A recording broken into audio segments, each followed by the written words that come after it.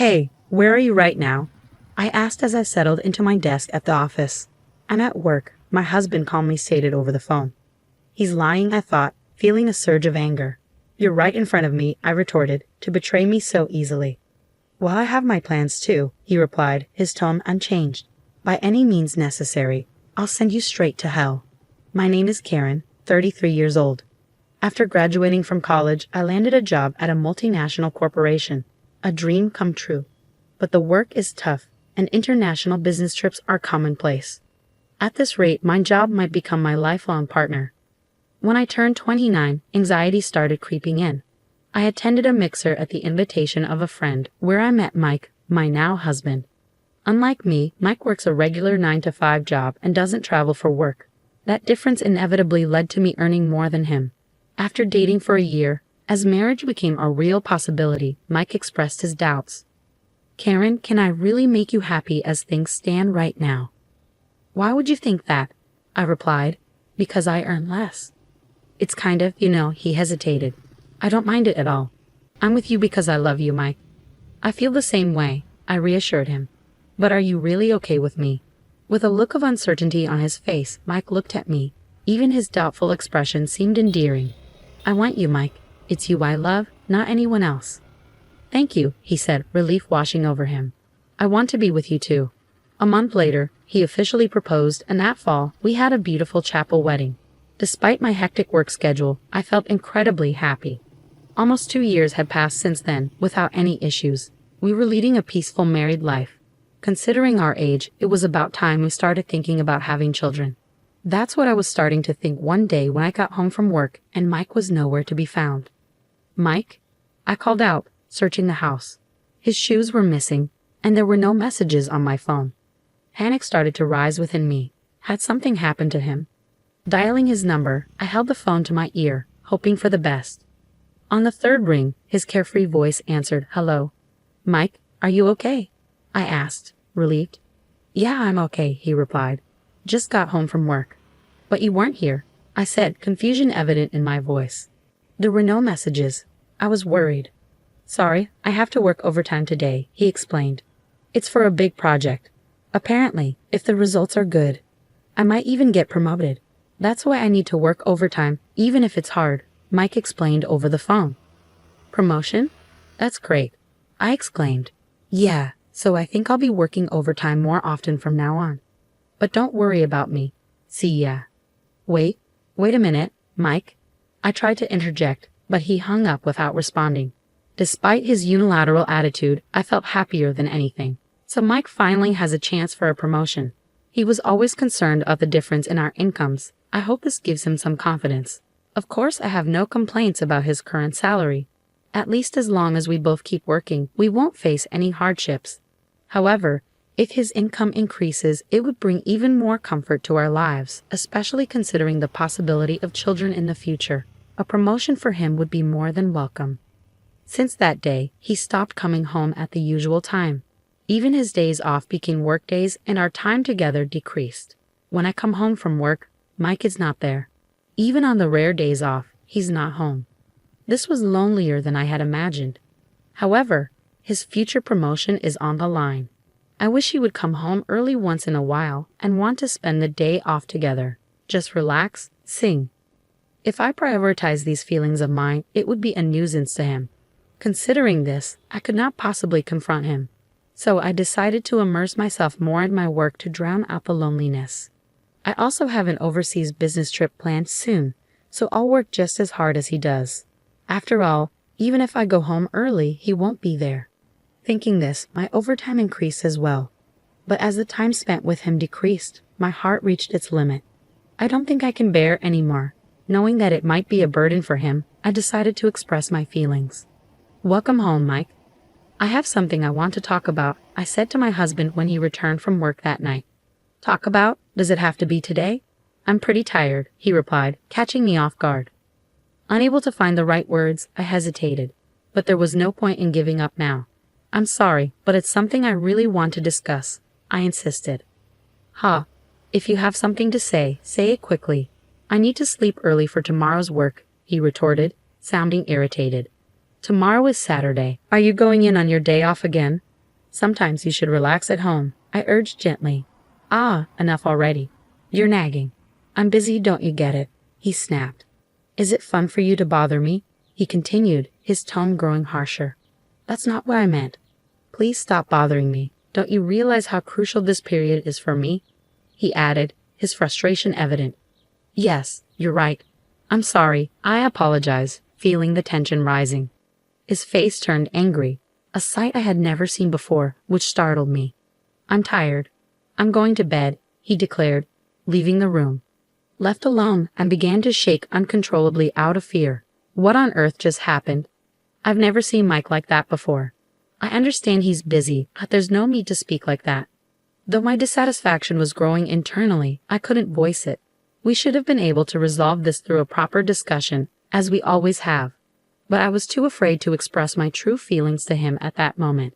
As the days for my overseas business trip were approaching, I had been working late, and on this particular day, I ended up leaving work particularly late and hurried to the train station. Unfortunately, the train was delayed. The chances were slim, but Mike might have gotten home before me. Thinking so, I decided to hail a taxi. Excuse me, could you take me to this address, please? I asked the driver, handing him the address of my apartment. The car started moving. During the ride home, I didn't have the energy to look at my phone, so I blankly gazed out at the scenery. Stop the car, please. Before I knew it, I found myself shouting at the driver. I opened my eyes wide and reconfirmed the scene outside the car window. That's when I saw it. Across the pedestrian walkway, Mike was walking with a woman I didn't recognize. You've got to be kidding me, Mike. Weren't you supposed to be busy with work? Why are you here with another woman? Questions about my husband flooded my mind.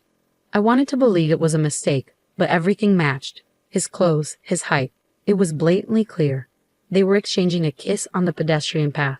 Next thing I knew, I had my phone out, filming them as evidence of his infidelity. They continued walking arm in arm. As I was capturing the entire scene, the driver asked, "Ma'am?" His voice snapped me back to reality, and I quickly stopped recording. When I arrived home, sure enough, Mike wasn't there yet. I called him, wanting to get the truth. Only the ringing sound of the call echoed emptily from my smartphone. After a few attempts, he finally answered. Don't keep calling me over and over. You should know I can't answer it if I'm not picking up, right? I'm sorry, but there's something I want to ask you. I began tentatively. I'm working overtime. I'm sorry, but could we talk later? Mike interrupted, his voice strained with exhaustion. Overtime? You don't mean cheating, do you? I blurted out, my heart racing. What?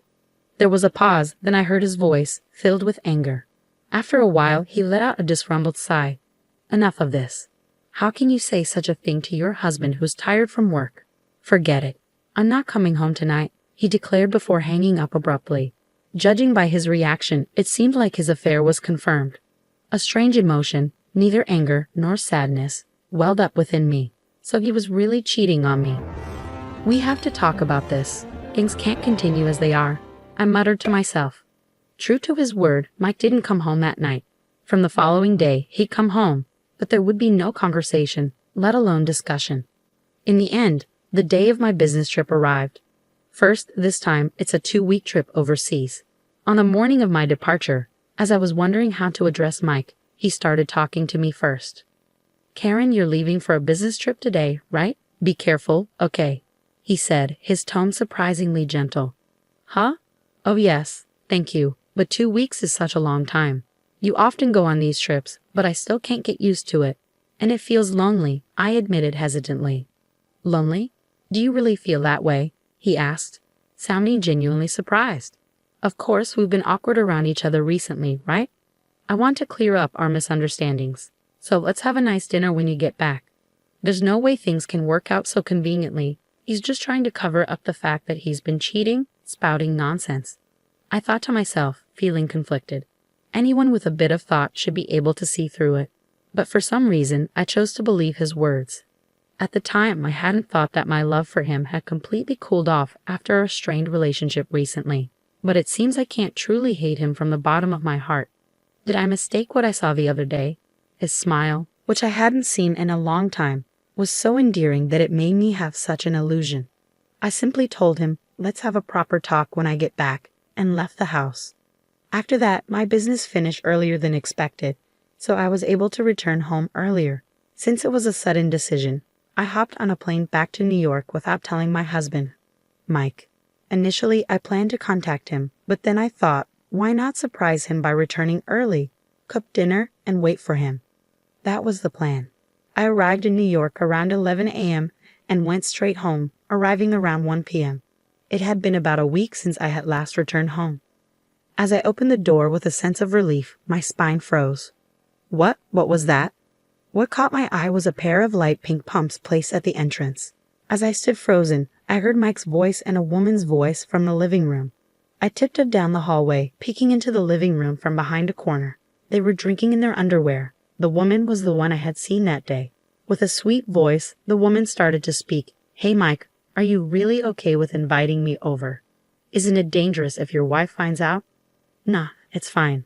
She's on a business trip abroad until the day after tomorrow. Mike replied casually. Oh really? That's perfect timing. It's my birthday and your wife isn't at home, the woman remarked. Exactly, Mike agreed. Thanks to that, I can spend time leisurely at home with you, Linda. You're staying over tonight, right? Oh, my love, you're so thoughtful. Thank you for the present, Linda gushed, wrapping her arms around Mike.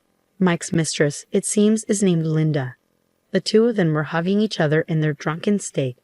This has to be a joke, just because. I earn more. Why can he do such a thing in the apartment that I rented under my name? While fighting nausea, I recorded the cheating scene with my smartphone. When things settled down, I tiptoed back to the entrance and left the apartment. Sweat poured out and my heartbeat pounded. Despite the situation, I was still believing in him somewhere. I wanted it to be a lie, yet the scene earlier wouldn't leave my mind. I can't continue as his wife anymore. Finally, I decided to resort to my last option. I dialed Mike's number and waited for him to answer. Answering my call with a casual hello, I made sure to speak with an air of urgency. Hey, where are you right now? Huh? I'm at work, of course. What time do you think it is? He replied.